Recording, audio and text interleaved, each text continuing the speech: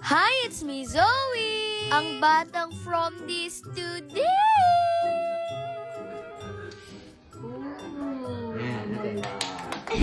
Opo, kadadating ko lang galing sa school.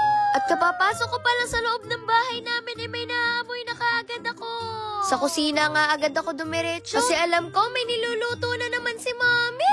Alam niya kasi na tuwing darating kami galing sa school, gutom yung mga anak niya. At masaya nga ako dyan kasi sabi ni Mami, tulungan ko daw siya.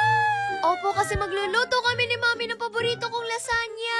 Ewan ko ba, pero dati hindi talaga ako kumakain ito. Nang bigla na lang talaga nagbago ang lahat at naging paborito ko na siya. At sa puntong yan, nilambing ko muna yung mga kapatid ko. Lagi naman kami magkakasama dito sa bahay. Pero ewan ko ba, miss na miss ko talaga sila.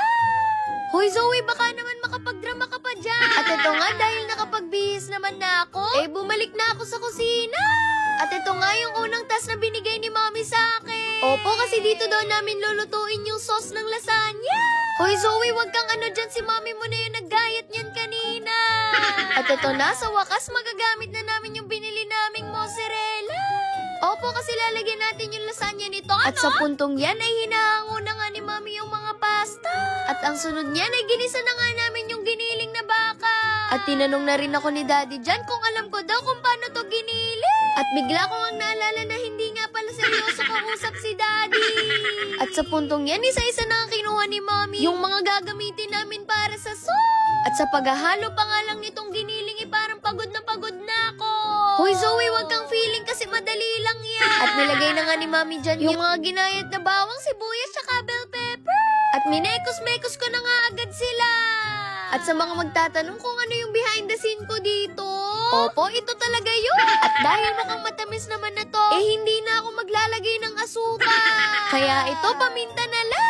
At dahil nga unti-unti nang naluluto yung giniling na baka, inilagay na rin ni Mami yung mushroom. Tapos ito, mekos-mekos lang ulit. At tatakpan lang muna natin ito. Tapos balikan natin siguro mga after 2 weeks. Hoy Zoe, masyadong matagal yun.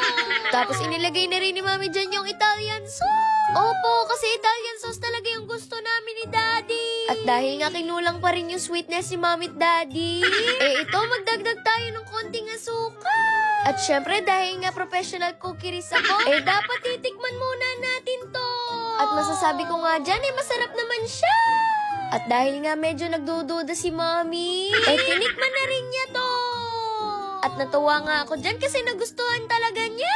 At ngayon naman ang lulutuin ni Mami ay yung cheese sauce. At sabi nga ni Mami, siya na lang daw yung magluluto kasi madali lang naman daw to. Oo Zoe, tama ang Mami mo kasi kapag tumulong ka pa, baka mas lalong tumagal.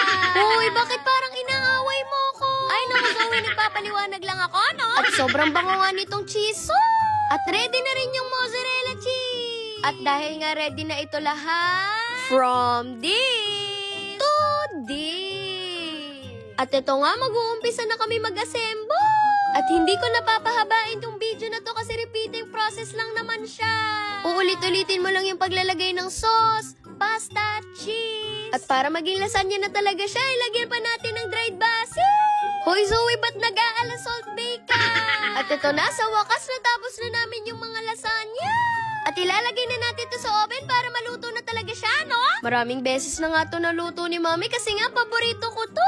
Kaya hindi talaga kami magsasawa kahit ulit-ulitin ni Mami lutuin to. Isang malaking tray, saka dalawang maliit nga yung niluto ni Mami. Kasi feeling ko kulang sa akin yung isang tray nito, no? At ito na nga yung final look ng mga lasagna natin. Aminin nyo, kamukhang-kamukha talaga siya ng mga ino-order natin sa labas.